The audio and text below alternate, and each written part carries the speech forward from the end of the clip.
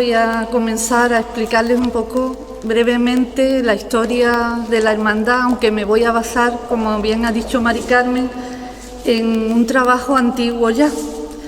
Es un trabajo del año 1991. Lo que pasó fue que se ha publicado en 2007 este trabajo, después de algunos arreglos que se hicieron. Y en la actualidad pues lo he ampliado un poco y he intentado hacerlo más novedoso con algunas aportaciones que he encontrado en actas capitulares del Ayuntamiento, en el Archivo Municipal.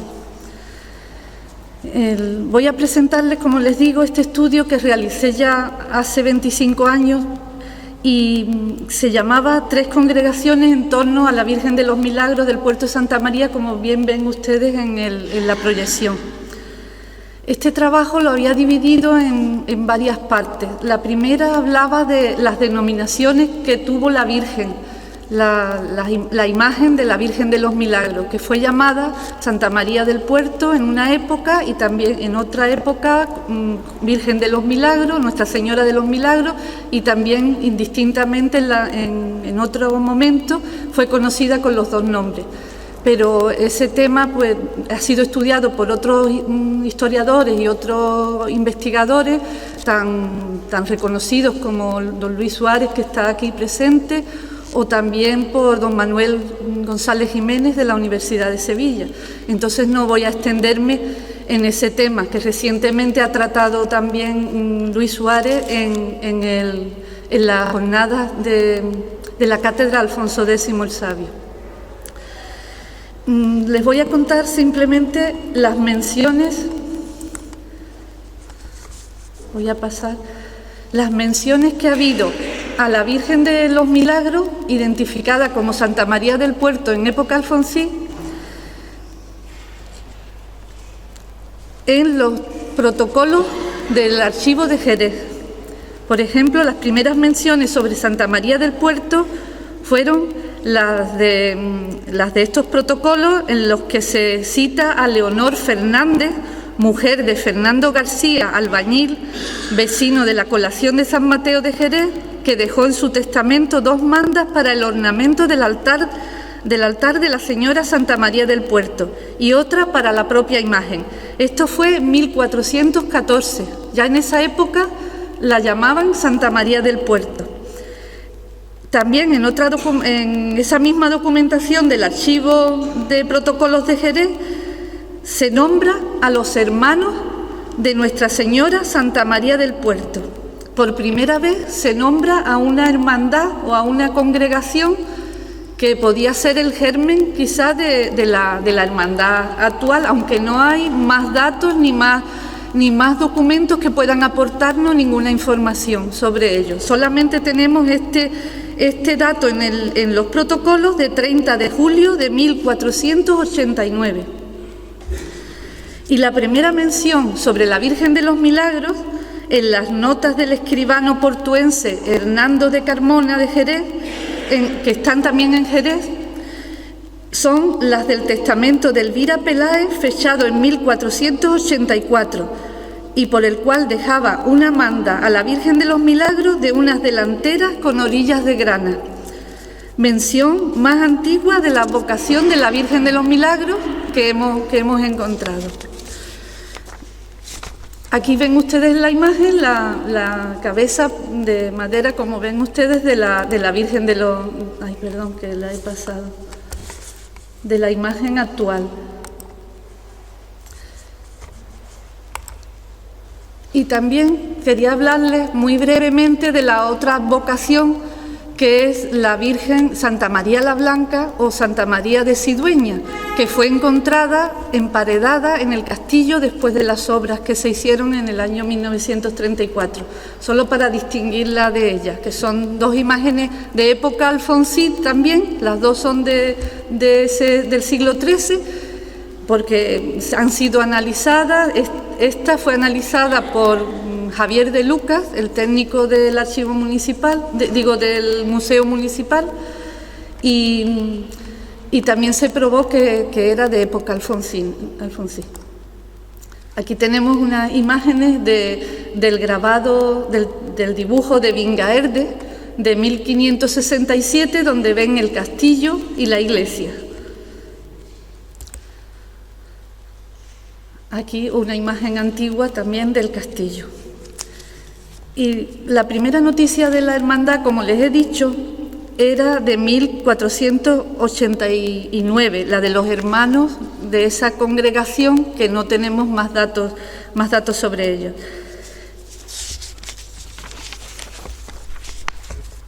A continuación esta es otra imagen moderna del castillo y la iglesia mayor. Aquí ven la iglesia también, la Virgen de los Milagros representada en el tímpano. Y esta es una de las convocatorias de la octava de la Virgen de los Milagros que se conservan en el archivo municipal, una imagen de dichas convocatorias. Aquí lo que quería mostrarles son las novedades un poco que he encontrado en el archivo municipal en estos últimos meses para elaborar esta charla y hacerla un poco más novedosa quizá, porque al ser un trabajo antiguo no aportaba a lo mejor nada, porque está publicado y pueden ustedes leerlo en la revista de Historia del Puerto. Aquí he encontrado que en 1674 se solicitaba al Marqués de la Laguna que señalara un día para la fiesta de la Natividad de la Virgen en el mes de septiembre. Y se hace referencia también a la fiesta de toros en la Plaza Cerrada, en la del Castillo.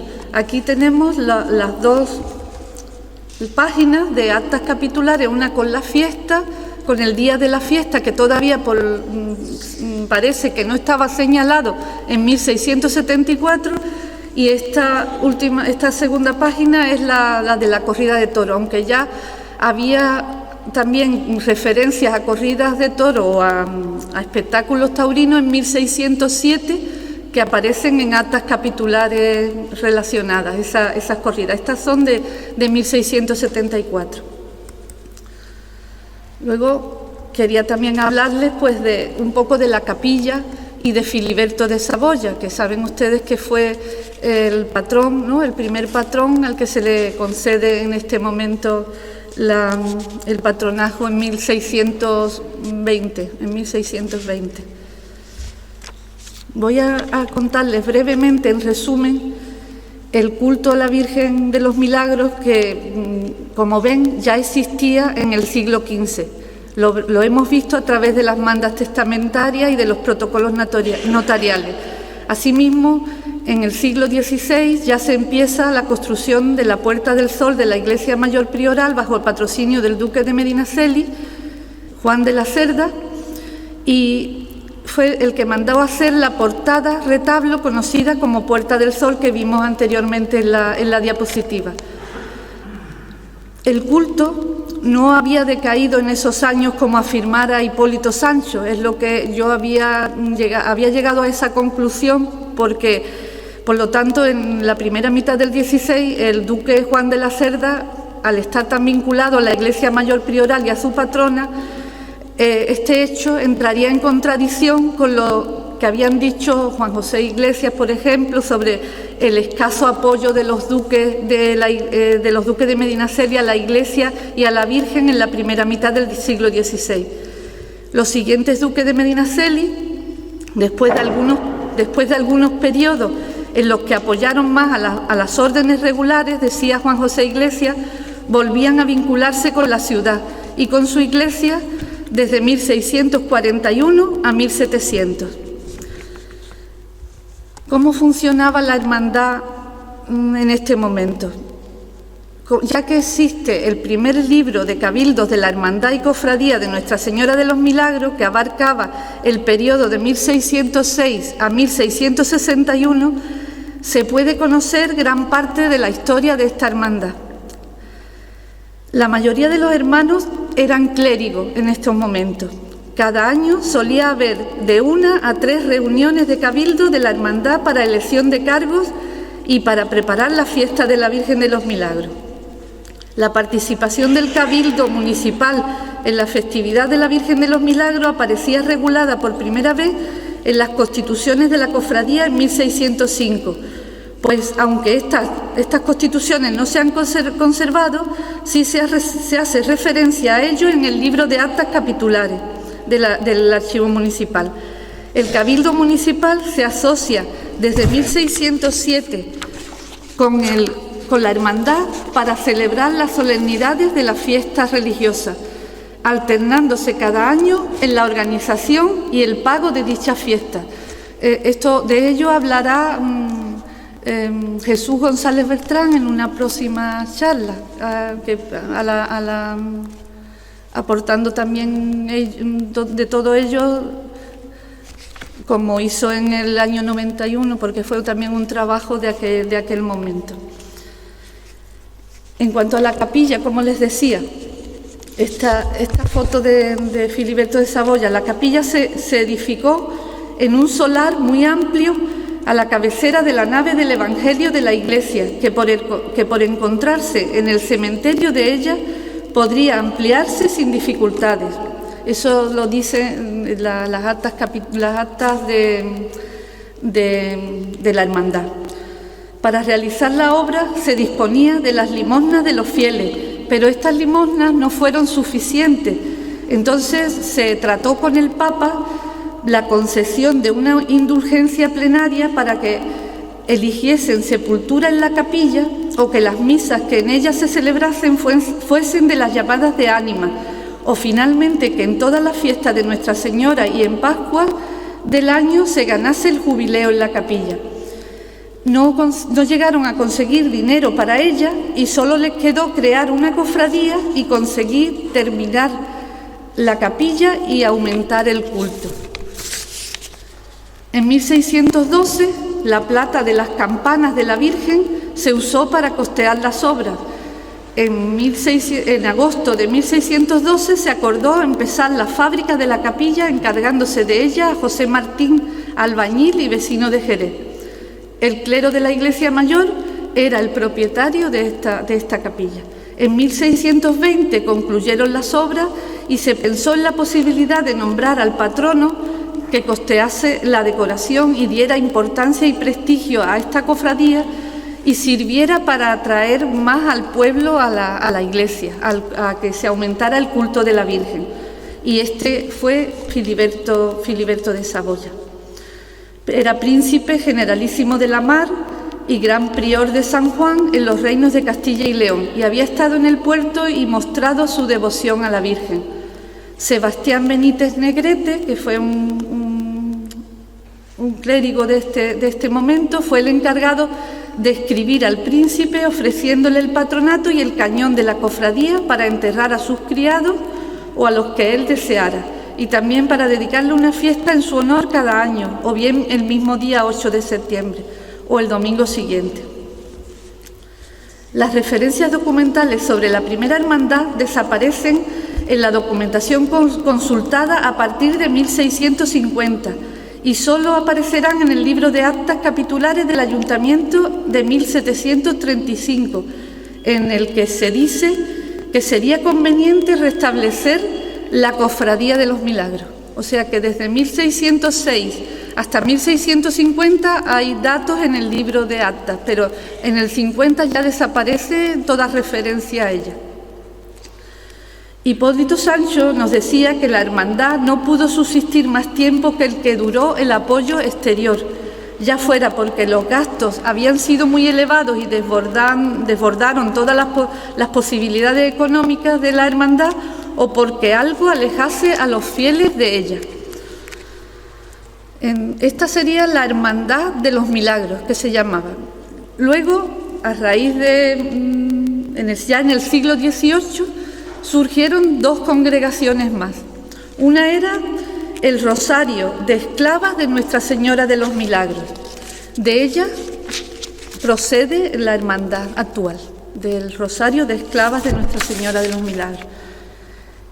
Sebastián Camacho, el clérigo del que les hablé, Sebastián Camacho, el anterior era Negrete. Sebastián Camacho, otro clérigo, en 1753, hace referencia al Rosario de Esclavas de Nuestra Señora de los Milagros creado a instancias de un grupo de señoras de la ciudad que hicieron representación el 31 de diciembre de 1743 y la presentaron al Cabildo del Clero. En 1743, primera noticia del Rosario de Nuestra Señora de los Milagros. El clero daría su permiso y el provisor del arzobispado les dio la licencia para poder crear la hermandad o la congregación entonces. Voy a enseñarles el cuadro de clasificación de la Cofradía de los Milagros, porque esto lo realicé en la clasificación e inventariación de la parroquia, del archivo parroquial y de toda la documentación de las 3 congregaciones, lo llevé a cabo también en los años 90 y clasifiqué toda la documentación y como ven ustedes, pues hay un solo libro de juntas y cabildos de 1608 a 1752, las escrituras, las cuentas y varios documentos que no he detallado porque son bastantes. Este es el testimonio del que les hablé antes, una imagen de la Virgen, y este sería el cuadro de clasificación de la esclavitud de la que les hablo ahora, de 1743. Tenemos un libro de juntas de cabildos de 1744 a 1858, a través del cual se puede estudiar pues toda la trayectoria de la hermandad de mediados del siglo XVIII hasta mediados del siglo XIX. Los estatutos se conservan, luego están los registros de hermanos, la correspondencia, las patentes, archivos y toda la contabilidad, que también puede reconstruirse la historia económica de dicha hermandad, que es el germen, como les decía, de la actual hermandad de la esclavitud. Y ahora quería que vieran una página de las constituciones de la Hermandad y Esclavitud del Rosario de Señoras de Nuestra Señora de los Milagros. Está a mano, es manuscrito, es un manuscrito y se ha conservado. La que no conservábamos fue la de la hermandad anterior, la primitiva Hermandad de los Milagros. Aquí tienen también la foto hecha por el padre Fita en los años finales del siglo XIX, en la que se ve el traje de plata. Y aquí pues una foto también de cómo es el traje de plata. La imagen de la Virgen. Y ahora quería, pues esta foto es de la plaza de la iglesia, la casa de Marcela de Torres, que fue ayuntamiento, y una de las noticias de las novedades o de los nuevos documentos, de los nuevos datos encontrados en el archivo municipal, pues se refieren a esta casa.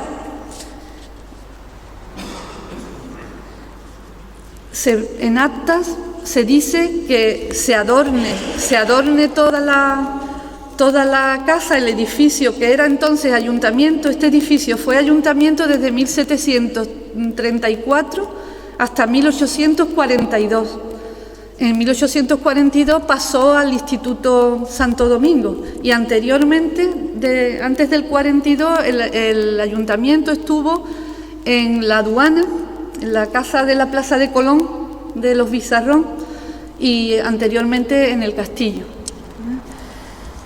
Después de Santo Domingo, en 1797, el ayuntamiento pasará a la Plaza Isaac Peral, al edificio actual, y ya posteriormente pues al Polvorista, y hoy ha vuelto otra vez a Peral. Pero en esta época en acta pues se hace referencia a todos los adornos que se hicieron a la casa y que se preparara todo para los fuegos artificiales de la Virgen de los Milagros. Y este sería el cuadro de clasificación de la última congregación, que surgió, poco después de la esclavitud, del Rosario de Señoras de la Virgen del Rosario de Señoras de Nuestra Señora de los Milagros. Tenemos también juntas y cabildos, registros de hermanos y contabilidad. Aquí ven ustedes el sumario de las gracias, privilegios e indulgencias de la esclavitud del Rosario de Nuestra Señora de los Milagros. Esto es un cuadernillo pequeño editado en 1957, aunque ya hemos visto que es una edición posterior de las de 1742, ¿no? Me parece. Y aquí tenemos las constituciones de la congregación. Esa congregación surgió para rezar un rosario todos los sábados, que también es el origen del rosario que se reza, ¿no?, a la Virgen actualmente. Pues esta congregación surge en 1744-45 y también sirve para dar las gracias por haber salvado al puerto del maremoto de 1755, en este momento. Esto es una imagen del maremoto en Lisboa, pero saben ustedes que afectó bastante al puerto y cayeron las estatuas de la portada principal de la Iglesia Mayor. Aquí tienen en el libro de bautismos de la Iglesia Mayor la descripción del terremoto, que dice 1 de noviembre, Día de Todos los Santos, como a las 10:08 de la mañana, pues hubo un terremoto formidable, y luego el maremoto que entró por los Cañuelos, por Fuentebravías, y llegó pues hasta prácticamente el Polvorista y la calle Alvareda. Hoy todas las riberas se inundó, incluso el monasterio de la Victoria se vio afectado, y los barcos quedaron en tierra, en el campo. Se encontraron al día siguiente en el campo, pues en la zona donde hoy está el cuartel de la Guardia Civil o el Parque del Vino Fino. Toda esa zona pues fue inundada por el maremoto. Y aquí pues tienen también dos villancicos de Calenda que se han encontrado en el archivo municipal, y solamente para mostrarles lo que puede haber de la Virgen también en nuestro archivo.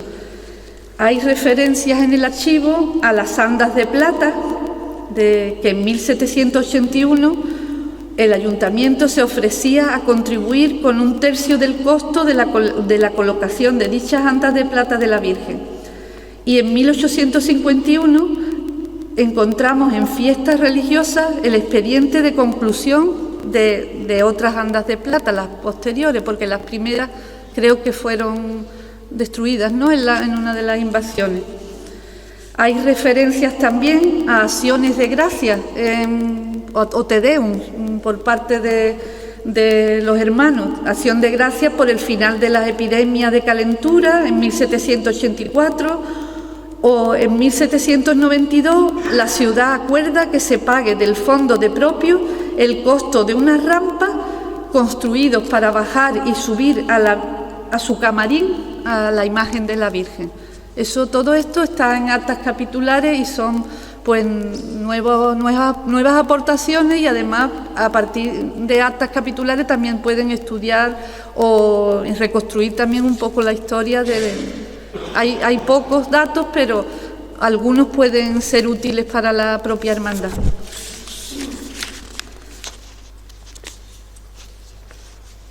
La sabatina, como les decía anteriormente, pues se creó, ¿no?, con motivo de rezar un rosario los sábados, y también reservándose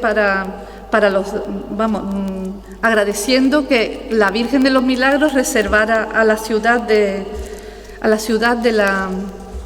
terremoto y del maremoto. Los miembros, este sería el villancico, y terminando, luego cuando lo podamos resumir, veremos los documentos que hay en el libro de actas de 1916 que pueden estudiarse para conmemorar la coronación canónica que se celebra este año. Los miembros de las hermandades, ¿quiénes formaban parte de las hermandades? Pues los apellidos que aparecen en las hermandades en el siglo XVIII pues son de todos conocidos: los Vintuisen, los Dávila, los Boneo, luego en el XIX los Gobantes, los Ruiz de Cortázar, todos son apellidos de personas muy conocidas en la ciudad y todos ellos formaban parte, pues primero de la Hermandad de los Milagros, de la esclavitud y de la congregación. La congregación de sabatina perduraría hasta 1856. Otra documentación que también podemos encontrar. La revista portuense. Aquí tenemos 2 páginas de la revista portuense que se encuentra en el archivo municipal y con una noticia, con un artículo de Juan Cárdenas, del entonces archivero, en 1916, sobre la fundación de la hermandad. Él dice en este artículo que la historia de la hermandad se remonta a tiempos muy lejanos, a la oscuridad de los tiempos, pero ya les dije antes que no tenemos noticias documentales, nada más que el hecho de que en los testamentos aparezca la fecha del siglo XV como origen de una congregación de hermanos, pero de la que no existe ninguna documentación.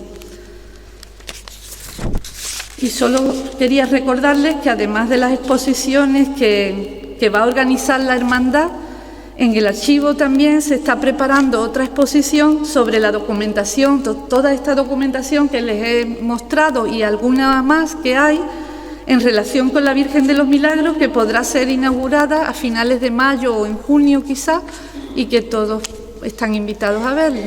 Y nada más, no quería hacerlo demasiado extenso para no cansarlo, y muchas gracias por haberme invitado y a las hermanas también por haber cedido la iglesia. Gracias a todos.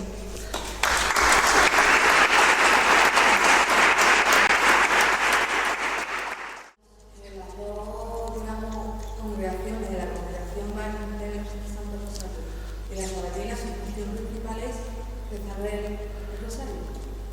Bueno, la sabatina, sí tenía. Es que en esta época tenían. Espera, vamos a ver.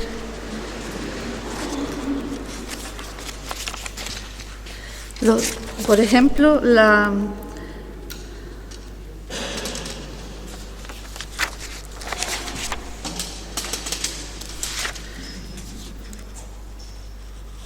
Por ejemplo, tengo aquí recogido que los días en que había de salir el rosario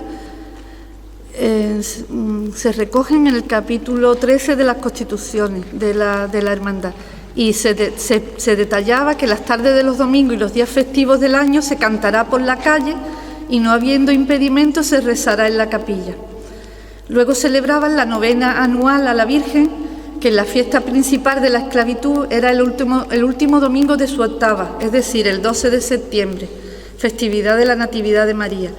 Otras fiestas que celebraba la hermandad pues eran la Purísima Concepción, la Asunción, la Encarnación y la Purificación de la Virgen. Eso, por ejemplo, el objetivo de la esclavitud era fomentar el culto de la imagen a la que consideraban la patrona de la ciudad. Y la función de la congregación sabatina pues era el rosario del sábado. Espera, vamos a ver si...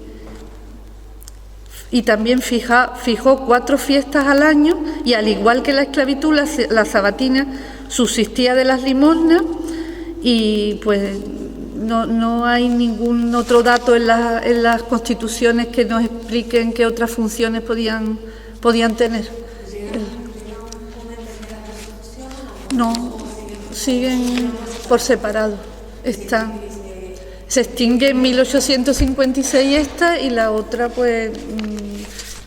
continuó, el germen fue y continuaría, pero termina la documentación de la esclavitud.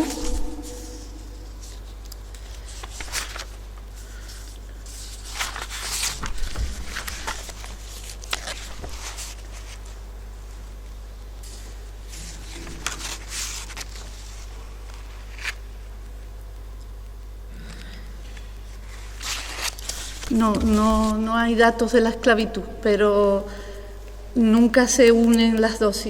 La congregación sabatina surge a partir de la esclavitud. La congregación sabatina. en la misma época casi. Y solo por después del terremoto, para agradecerlo, y ese rosario se reza cada sábado después, por el terremoto, por haber salvado a la ciudad. Es la única función que creo que tenía. Pues nada. Yo, señor presidente, agradeceros a todos vuestra asistencia en este acto, agradecerle a Ana que su disposición siempre con la hermandad. Yo creo que nos ha deleitado con una bellísima exposición sobre la historia, ¿no? Y creo que al fin y al cabo nos tenemos que dar cuenta de la responsabilidad que tenemos en nuestras manos, ¿no? Que esto no es de ayer. Y yo, para agradecerte, Ana, pues quería hacerte entrega de la medalla conmemorativa. Gracias. Hemos sacado con motivo del centenario, para que tú la tengas de recuerdo.